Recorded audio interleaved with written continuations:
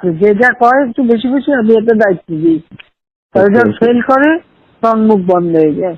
তাহেরের বউরে ইনুরা আমরা যখন 2009 সালে সরকার গঠন করলাম তখন এমপি বানালো।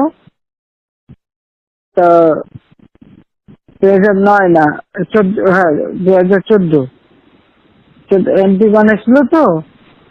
আমার কাছে একদিন তাহের ডিসপিউট ছিল তো আমার কাছে একদিন আসতে তাহেরকে একটা রাষ্ট্রীয় মর্যাদা সম্মান।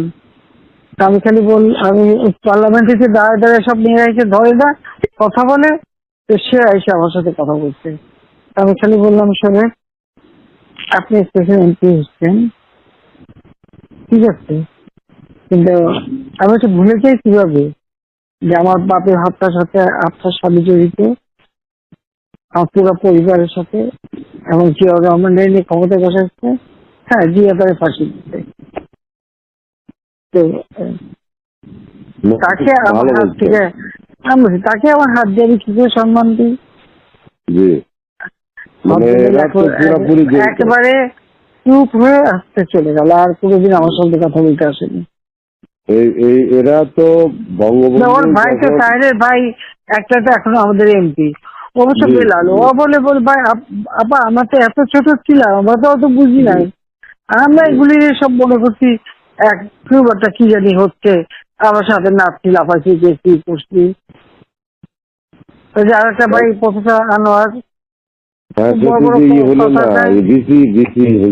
না বেশি বড় বড় কথা কয়, সবকিছু সব ঠিক করে ফেলে, খালি ফর্মুলা দেয়।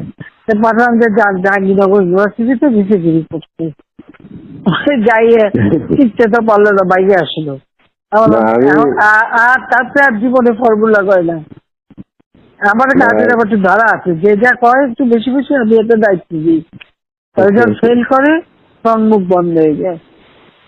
না, এটা ঠিক আছে। আপনি তো আমি ওইটাই বলার জন্য যে এরা কিন্তু সেই ওই সময় থেকে এরা এইসব করতে যাত্রা বেরিয়ে এরা বন্ধ হইতে পারে না, তো তাহলে তারপর যেভাবে এটা চলছে তাহলে ওভাবেই থাকুক আর কি। আমার এটা একটু জিজ্ঞেস